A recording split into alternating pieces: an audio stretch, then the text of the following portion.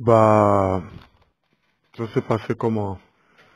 Moi je sortais de la mosquée, donc je suis allé au carrefour comme j'entendais les bruits des lacrymogènes et tout. En arrivant au carrefour, juste avant, on appelle ça comment? Juste avant la station, je trouvais la foule là. Donc quand j'arrive, je trouve mes potes, je trouve même mes oncles, les parents, les amis et tout. Je demande aux gens même de se calmer, que non, c'est pas bon, ça va être dangereux. Et après, les gars disent que non, c'est juste une marche pacifique. Il y a même un général qui arrive, il descend d'une voiture qui dit il faut être patient et tout, on ne va rien faire, faut garder le calme, ça va aller et tout. Donc, il demande aux gens de chanter juste l'hymne national et brandir le drapeau gabonais parce que les policiers ne tirent pas sur ça. Et d'abord, les policiers ne sont pas munis d'armes et tout. Donc, pour nous disperser et tout, mais rien, on était là. On marchait sur les routes. Tu vas voir les vidéos sur Internet. Les Gabonais s'allongeaient même, roulaient sur nous si vous voulez et tout. Donc, quand les gars d'Enzaï ont appris que on a bloqué l'accès aux gars du charbonnage pour arriver à la démocratie, eux, ils ont commencé à marcher vers le charbonnage. Donc, nous, depuis le charbonnage, on les voyait déjà arriver vers le lac Bleu. Les gens de derrière l'école normale sortaient par le raccourci qui sortait derrière la station Pétro-Gabon et tout. Donc nous, on était là, on chantait l'hymne national. Et à un moment donné, on a vu un fourgon blindé arriver depuis la démocratie là-bas. Le gars, il vient en toute pompe. Il est arrivé sans sirène et tout, sans klaxonner. Quand le gars arrive, il a directement foncé sur tout le monde, sur toute la foule. Et c'est là où tout a pété. Donc nous, on a essayé de se disperser, essayé de courir un peu. Donc j'ai reçu d'abord un projectile. Je me suis dit que bon, pour éviter d'être blessé, je vais rentrer à la maison. Mais en rentrant, j'ai vu, il y avait la maman d'un ami et une autre vieille maman. Donc je les ai mis devant moi pour éviter que les gens les bousculent. Donc moi, il y a quelqu'un qui m'a bousculé, je suis tombé. En essayant de vite me relever pour qu'on ne puisse pas marcher sur moi et m'écraser. Je m'appuie, je sens qu'il y a un truc sous ma main. Donc, le temps de lever ma main et tout, c'est la grenade qui a explosé. Et comme dans les films, j'ai même pas écouté le bruit de la détonation. C'est juste dans mes oreilles, ça siffle, comme on voit dans les films de guerre là. C'est les gens autour de moi qui crient «Oh, Christophe, Christophe, Christophe!» Donc, quand je soulève ma main, il n'y avait plus rien. Donc, j'ai couru, j'ai dit à ma petite soeur qui est médecin que j'ai perdu la main. Pourtant, elle est médecin qualifiée, elle sort du CUS là. Mais elle n'a même pas pu supporter. Elle est restée là crispée. Donc on a couru. Un pote m'a ballonné le bras avec son t-shirt. On a vu une voiture de la Croix-Rouge. Grâce à Dieu, les gars de la Croix-Rouge m'ont pris en charge. Ils m'ont donné quelques calmants, mais ça n'a même pas agi. Arrivé à l'hôpital général, mon frère, tu connais les gars, ce sont des vantards. Quand j'arrive à l'hôpital général, les gars disent carrément, laissez-le là, nous on ne s'occupe pas de lui. Je te dis, sidéré quoi. Les gars de la Croix-Rouge disent que comment ça, ils disent que vous allez le laisser là, nous on ne s'occupe pas des cas là, les gens qui sont allés marcher, nous on n'est pas dedans. Donc j'ai négocié avec le gars de la Croix-Rouge que mon frère, si tu me laisses là, je vais mourir. Je vais me vider de mon sang et tout. Donc il combat avec le chauffeur. Le chauffeur dit qu'ils doivent retourner sur le terrain parce qu'il y a beaucoup du monde, on ne sait pas qui est blessé, machin et tout. Les gars combattent. Ils m'amènent au CHU de Vendo. Et c'est arrivé au CHU de Vendo que les gars me prennent en charge, grâce à Dieu. Ça s'est bien passé jusqu'aujourd'hui.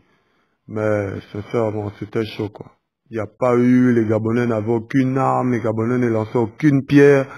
On ne faisait que chanter, c'était les recommandations qu'on avait chantées et brandissaient le drapeau gabonais. C'est tout. Les gars disent carrément, Billy Binze est passé à la télé pour dire que les Gabonais avaient les armes et tout. Or que tout le monde, les gens, les vidéos, hein, c'est encore dans les téléphones. C'est pour ça qu'ils ont bloqué Internet. Et là, on a trouvé comment quand même... on a quand même trouvé comment se connecter. Mais dès que le net va repasser là, tu vas voir les vidéos. Même quand tu vas revenir au Gabon, tu vas voir les gens, les vidéos. Comment la voiture fonce sur tout le monde. Les Gabonais sont en train de chanter, la voiture fonce sur tout le monde, mon frère. Tu vas voir, Le Gabon, c'est un pays de fous. Nos dirigeants, ce sont des malades, mon frère. Mais bon, moi, dès que c'est arrivé, j'ai directement pris le dessus que bon, j'ai perdu une main. On va pas s'arrêter là. La vie ne s'arrête pas là. Il y a des gens qui évoluent avec, il y a des gens qui deviennent riches avec. Il n'y a rien, il n'y a rien, il n'y a rien. C'est un handicap, ce n'est pas une finalité. Pour moi, c'est un nouveau départ. Comme je dis à tous mes proches, ne m'occupe pas de lui. Je te dis, sidéré quoi. Les gars de la Croix-Rouge disent que comment ça, ils disent que vous allez le laisser là. Nous, on ne s'occupe pas des cas là. Les gens qui sont allés marcher, nous, on n'est pas dedans.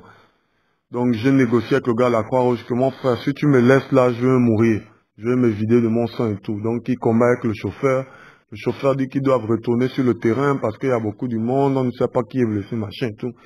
Les gars combattent. Ils m'amènent au CHU d'Ovendo. Et c'est arrivé au CHU d'Ovendo que les gars me prennent en charge, grâce à Dieu. Ça s'est bien passé jusqu'à aujourd'hui. Mais sincèrement, c'était chaud quoi. Il n'y a pas eu, les Gabonais n'avaient aucune arme, les Gabonais ne lançaient aucune pierre. On ne faisait que chanter, c'était les recommandations qu'on avait chantées et brandissaient le drapeau gabonais. C'est tout. Les gars disent carrément, Billy Binze est passé à la télé pour dire que les Gabonais avaient les armes et tout. C'est le bruit de la détonation, c'est juste dans mes oreilles, ça siffle, comme on voit dans les films de guerre là. C'est les gens autour de moi qui crient, oh Christophe, Christophe, Christophe. Donc quand je soulève ma main, il n'y avait plus rien. Donc j'ai couru, j'ai dit à ma petite soeur qui est médecin que j'ai perdu la main. Pourtant elle est médecin qualifiée, elle sort du CUS là, mais elle n'a même pas pu supporter. Elle est restée là crispée, donc on a couru, un pote m'a ballonné le bras avec son t-shirt. On a vu une voiture de la Croix-Rouge, grâce à Dieu. Les gars de la Croix-Rouge m'ont pris en charge.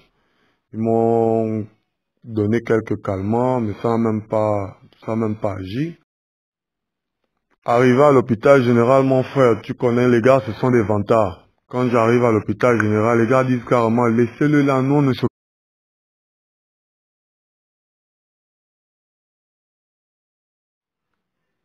Bah, ça s'est passé comment? Moi je sortais de la mosquée, donc je suis allé au carrefour, comme j'entendais les bruits des lacrymogènes et tout.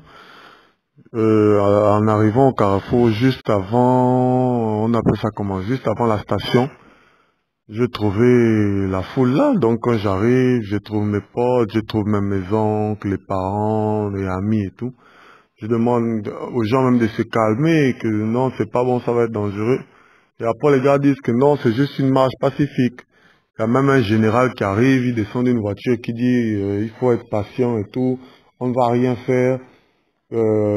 Faut garder le calme, ça va aller et tout. Donc, il demande aux gens de chanter juste l'hymne national et brandir le drapeau gabonais parce que les policiers ne tirent pas sur ça. Et d'abord, les policiers ne sont pas munis d'armes et tout.